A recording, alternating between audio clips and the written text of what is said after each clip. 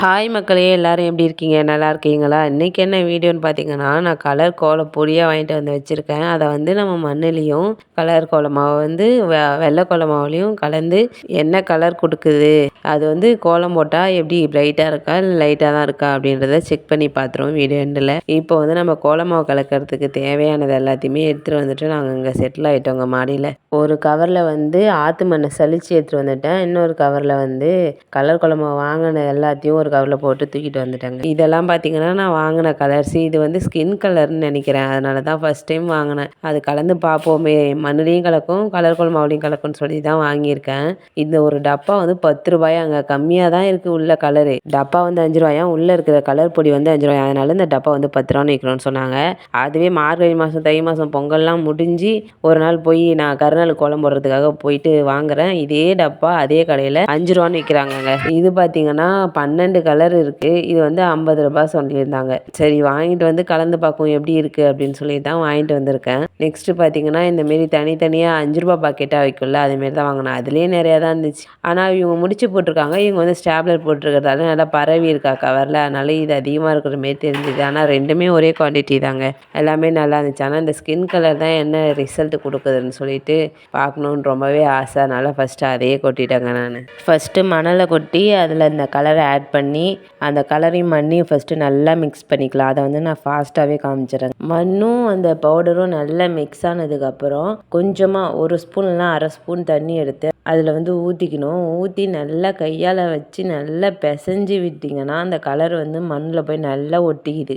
ஒட்டினதுக்கப்புறம் இந்த மண்ணும் பவுடரும் கலக்கும்போது இந்த கலரை விட தண்ணி ஊற்றி பிசைஞ்சதுக்கப்புறம் வர கலர் வந்து நல்லாவே டிஃப்ரென்ஸ் தெரியுதுங்க. நல்ல டார்க் கலரில் சூப்பராக இருக்குது. நீங்களே பார்த்தீங்கன்னா தெரியும் எப்படி இருக்குன்னு பாருங்கள். இது கலந்ததுக்கப்புறம் லைட்டாக ஈரமாக இருக்குங்க. அதனால் நல்ல வெயிலில் காய வைக்காமல் நிழலாக பார்த்து காய வச்சாலே அது வந்து காஞ்சிடுது. அப்போ தான் கலர் வந்து ஃபேட் ஆகாமல் இருக்கும். நல்ல வெயிலில் காய வச்சிட்டோன்னா அந்த கலர் ஆல்ரெடி தண்ணி ஊற்றாத முன்னாடி கலந்து மண் தனியாக கலர் தனியாக இருக்கும். அந்தமாரியே காமிக்குது வெயிலில் காய வச்சா. நான் காய வச்சுட்டேன் அந்த மாதிரி, அதனால தான் சொல்கிறேன். அப்படி காய வைக்கும்போது மண்ணும் கலர் பொடியும் தனித்தனியாக பிரிஞ்சிடுது. இதுவே நிழலில் காய வச்சோன்னா லைட்டாக அந்த ஈரம் உணர்ந்துட்டு அந்த கலர் வந்து மண்ணில் ஒட்டி அப்படியே இருக்குங்க. இந்த அறந்தாவாலை வச்சுட்டு நான் என்ன தான் பண்ணுறதோ தெரிலங்க. இவனை பார்த்தீங்கன்னா 2 வயசு 3 வயசு வரைக்குமே பேச்சே சரியாக வரல. என்னடா பேச மாட்டான்ட்டு டாக்டர்லாம் அழைச்சிட்டு போய் கேட்குறப்ப லேட்டாக தான் பேசுவாங்கனாங்க. அப்புறம் வயசானவங்கள்ட்டெல்லாம் கேட்கும்போதும் ஆம்பளை பிள்ளை லேட்டாக தான் பேசுவோன்னு சொல்லிட்டாங்க. அப்பயுமே எனக்கு ஒரு பயம் இருந்துகிட்டே இருந்துச்சு. எங்கடா இவனுக்கு பேச்சே வராமல் போயிடுமோ அப்படிலாம் யோசிக்க ஆரம்பிச்சிட்டேன்.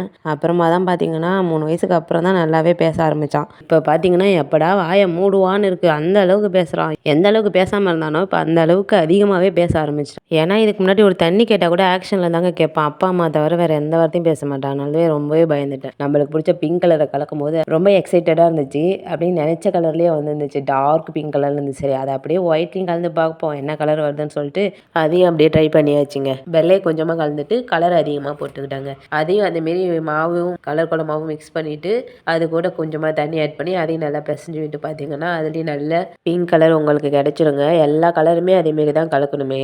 ஆனால் நான் வந்து நடுவில் மணல் கலர் கோல மாவு, அடுத்தது வெள்ளை மாவு, அது கூட கலர் கோல மாவு கலந்து எது நல்ல கலர் கொடுக்குதுன்னு எல்லாமே டெஸ்ட் பண்ணி பார்த்துட்டேன். நெக்ஸ்ட் இயருக்கு வந்து எதையுமே நான் குழப்பிக்காம இதை கலந்தா இது வரும்னு சொல்லிட்டு கரெக்டாக கலக்கிற அளவுக்கு இந்த இயர் வந்து நானே கற்றுக்கிட்டேங்க. எல்லாத்தையுமே எதுவுமே இந்த தடவை சொதப்பல. எல்லாமே சூப்பராக தான் இருந்துச்சு. எல்லா கலருமே எல்லா கலருக்கும் நீங்களே டிஃப்ரெண்ட் பார்த்தீங்கன்னா தெரியும்.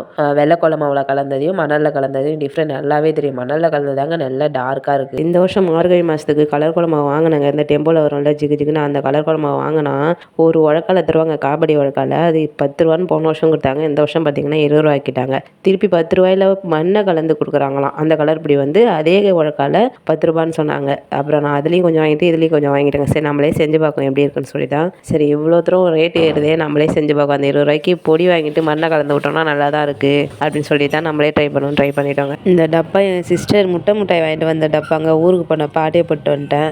ஆன்லைனில் ஆர்டர் போட்டு கலர் கோல மாவு வைக்கிறதுக்காக டப்பா வாங்க போகிறேன் எங்கள் அம்மாட்ட சொன்னாங்க. அதுக்கு போய் காசு வேஸ்ட் பண்ணுறியான்னு சொல்லிட்டு எங்கள் அம்மா வீட்டில் இருக்கிற இந்தமாரி டப்பாவை எல்லாத்தையும் எடுத்துகிட்டு போ அப்படின்னு சொன்னாங்க. அந்த முட்டை டப்பா மட்டும் என் தங்கச்சி ஞாபகமாக வச்சுருந்துச்சு. அது ரொம்ப பிடிச்சிருந்ததுன்னு வாங்கியிருந்தது அந்த முட்டை. சரி இந்த டப்பாவை எடுத்து போட்டுமான்னு என் தங்கச்சிட்ட கேட்டப்போ அதுக்கு தானடி வந்த ஆட்டை போட்டு போடி, நான் அதுக்கப்புறமா அதை தூக்கிட்டு ஓடேன்ட்டாங்க. நான் 50 ரூபாய்க்கு ஒரு பாக்கெட்டில் 12 கலர் வாங்கினாங்க. அதை வந்து பாக்கெட்டுக்குள்ளே இருக்கக்குள்ளே பார்த்தீங்கன்னா அது ரொம்ப டிம்மாக தெரிஞ்சுது. அப்புறம் ஓப்பன் பண்ணிவிட்டு ஒவ்வொன்றுத்தையும் அந்த மண்ணில் இந்த கலர் கோல மாவு கொட்டி மிக்ஸ் பண்ணும்போது தான் தெரிஞ்சுது. ரொம்ப ரொம்ப பிரைட்டாக இருந்துச்சு. ஆனால் உள்ளார பார்க்கக்குள்ள டிம்மாக இருந்தது. ஆனால் கலக்கும்போது ரொம்பவே நல்லா இருந்துச்சுங்க. இன்னொரு பாக்கெட்டே வாங்கியிருந்துருக்கலாமோ அப்படின்னு தோணுச்சு. சரி ஃபஸ்ட்டு வாங்கி யூஸ் பண்ணிவிட்டு அடுத்தது எதாக இருந்தாலும் வாங்கிக்கலாம்னு சொல்லிட்டு தான் அங்கே ஃபஸ்ட்டு கம்மியாக வாங்கிக்கொண்டு ஒரு பாக்கெட் மட்டும் வாங்கிட்டேங்க. ரொம்பவே நல்லா இருந்துச்சு அதுவும். ஆனால் அதை விட அந்த 5 ரூபான்னு பாக்கெட்டில் போட்டு வைக்கிறது தான் குவான்டிட்டி அதிகமாக இருக்கிற மாரி தெரியுது எனக்கு. அது இன்னும் எனக்கு சரியாக தெரியல. ஏன்னா அதை வந்து செப்பரேட்டாக தனித்தனியாக கொட்டி பார்க்கல. நெக்ஸ்ட் இயர் இதே மாதிரி 2த்தையுமே வாங்கி அளந்து பார்த்துருவாங்க. அப்போ தெரியும் இதில் எவ்வளோ இருக்குது அதில் எவ்வளோ இருக்குன்னு. இதுக்கு முன்னாடி கலர் கோலமாவு கலக்கிறேன்னு சொல்லிட்டு வெள்ளை கோலமாவு எல்லாத்தையும் வீணாக்குனதாங்க மிச்சம். மண்ணுலேயும் கலந்தேன், வெள்ளை கோலமாவுலையும் கலந்தேன். எல்லாமே சொதப்பலாக போயிடுச்சு. அதாவது இயற்கை முறையில் செய்கிறேன்னு சொல்லிட்டு ஒன்று செஞ்சு பார்த்தாங்க. பீட்ரூட்டு இந்த ஏலத்தழலாம் அரைச்சி பச்சை கலருக்கு இந்த மாதிரிலாம் ட்ரை பண்ணி பார்த்தேன். அது ஒழுங்காக வரல. நிறையா தண்ணி ஊற்றி நல்லா தடன்னு சாணி பிசைகிற மாதிரி பிசைஞ்சிட்டேங்க. அதனால அது ரொம்பவே சொதப்பிடுச்சு. நம்ம இப்போ ஒன்று ஃபஸ்ட்டு கற்றுக்குறோன்னா ஃபஸ்ட்டு எடுத்தோடனே வந்துடாதுல்ல. அதேமாரி தாங்க இந்த கலர் கோலமாவு கலக்கிறதுலையும் ஃபஸ்ட்டு சொதப்பிட்டேன். ஆனால் இப்போ வந்து நல்லாவே தெரிஞ்சுக்கிட்டேன். எப்படி பண்ணால் எப்படி வருதுன்றது நல்லாவே தெரிஞ்சுட்டேன். ஆனால் இதுக்கு முன்னாடி பார்த்திங்கன்னா மண்ணில் கலந்து தண்ணி ஊற்றாமல் அதை பிசையாமல் அப்படியே வெறும் மாவும் மண்ணும் கலந்து விட்ருவோம். அது வந்து அப்படியே ரெண்டும் தனித்தனியாகவே இருக்கும், ஒட்டாது ஒன்றா. ஆனால் இப்போ வந்து தண்ணி கொஞ்சம் ஊற்றி பிசைஞ்சி அதை லைட்டாக நிழலில் காய வச்சா அது நல்ல டார்க் கலராக வருன்றது இப்போ தான் நல்லா தெரிஞ்சுக்கிட்டேன். இனிமேல் பார்த்திங்கன்னா எல்லாத்தையுமே கரெக்டாக கலந்து கலரை சூப்பராக ரெடி பண்ணி கோலம் போட்டுருவாங்க.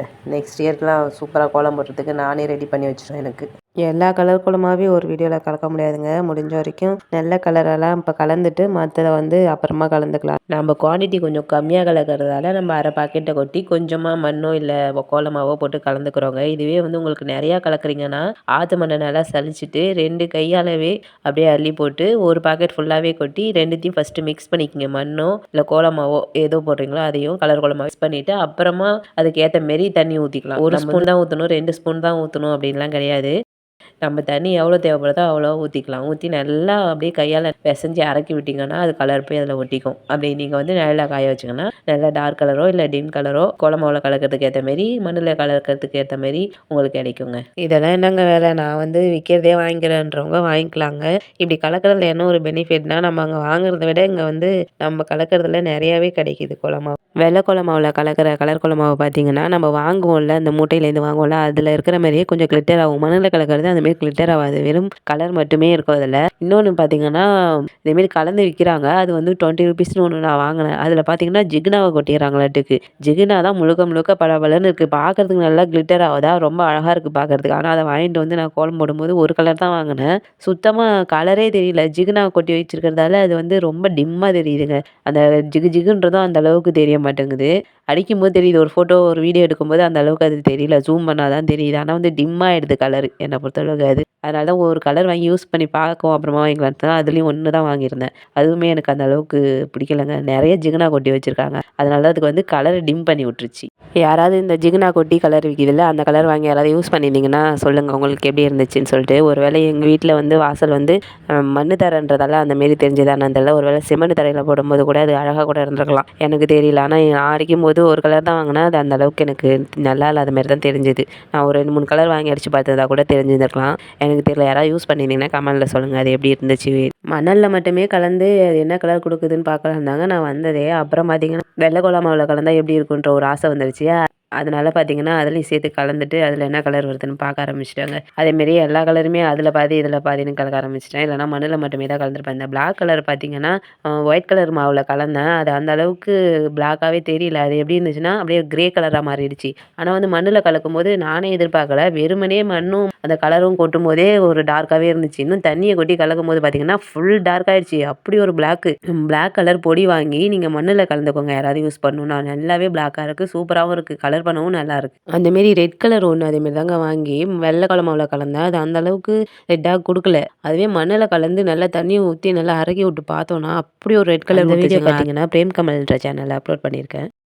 அதில் கலந்த எல்லா கலருமே செம்மையாக இருந்துச்சுங்க. இதில் கலந்ததை விட அந்த சேனலில் போய் அந்த வீடியோவை செக் பண்ணி பாருங்கள், ரொம்ப யூஸ்ஃபுல்லாக இருக்கும். அதுக்கு தாங்க இந்த 2 பிளாக்கையும் உங்களுக்கு டிஃப்ரென்ஸ் தெரியுதான்னு கிரே கலராக மாறிடுச்சுல, பிளாக்காக கலக்க போனால் கிரே கலராக மாறிடுச்சு. சரி அதில் இன்னும் கொஞ்சம் தண்ணி ஊற்றி கலந்து பார்க்கணுன்னு பார்த்தீங்கன்னா அதுவும் கொஞ்சம் பிளாக் குடுத்துச்சு. ஆனா இந்த அளவுக்கு அது பிளாக்கா இல்ல. ஆனா லைட்டா கொஞ்சம் கிரேலேருந்து கொஞ்சம் பிளாக்கா மாறிடுச்சு. இந்த பிளாக் கலர் எதுக்கு யூஸ் ஆக போகுதுன்னு சொல்லிட்டு இந்த டெம்போல வந்து விக்கும்போது நான் வாங்கவே இல்லங்க.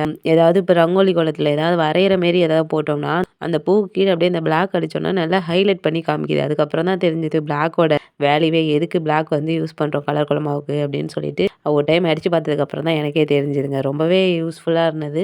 அதே மாதிரி நம்ம வந்து ஒயிட் கோலமாவு எந்த அளவுக்கு நம்ம கோலத்துக்கு முக்கியமோ, அதே அளவுக்கு பிளாக்கும் முக்கியன்றத அதுக்கப்புறம் தாங்க தெரிஞ்சுக்கிட்டேன். உண்மையிலேயே பிளாக் யூஸ் பண்ணும்போது அப்படி ஒரு 3டி எஃபெக்ட்ல அப்படி எப்படி சொல்றது? இதுல யூஸ் பண்ணி பார்த்தீங்கன்னா தெரியும். செம்மையா இருக்குங்க பிளாக் யூஸ் பண்ணி ஒரு கோலம் போடும்போது. நெறைய பேர் பார்த்தீங்கன்னா, ரவா, சால்ட் உப்பு, கல் உப்பு இந்த மாரி ஐட்டம்லயும் கலர் கோலமா கலந்து கோலம் போடுறாங்க. அதுமாரி கலக்கும்போது அதுலயும் நல்லாவே வருது. ஆனா நான் இதுவரைக்கும் அதேமாரி ட்ரை பண்ணி பார்த்ததுங்கள. நம்ம சும்மா இந்த மண்ணு, கோல மாவுல கலக்கும்போதே நெறைய சொதப்பிரும். அதெல்லாம் வாங்கி வேற யூஸ் பண்ணா, அது வேற காசு போட்டு வாங்கணுமா, அது இன்னும் வீட்ல அப்புறம் திட்டுவாங்கன்னு சொல்லிட்டு அத நான் யூஸ் பண்ணல.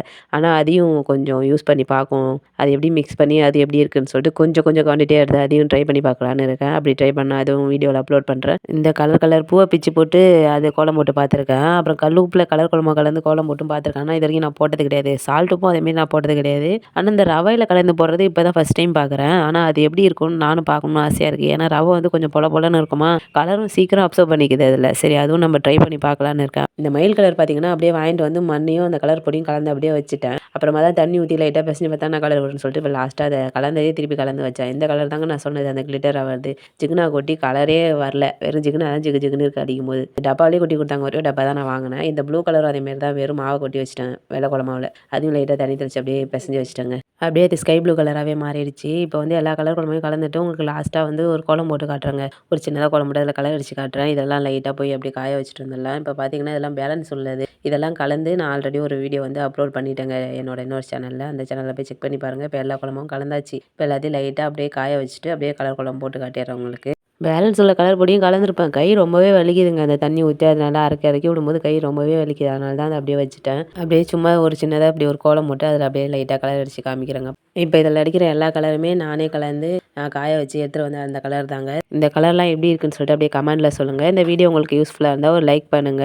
மறக்காம சேனல சப்ஸ்கிரைப் பண்ணிக்கோங்க. இந்த வீடியோ வந்து உங்க ஃபேமிலி அண்ட் ஃப்ரெண்ட்ஸ் யாருக்காவது யூஸ்ஃபுல்லா இருக்கோ அவங்களுக்கு ஷேர் பண்ணி விடுங்க. அவ்வளோதாங்க இந்த வீடியோ.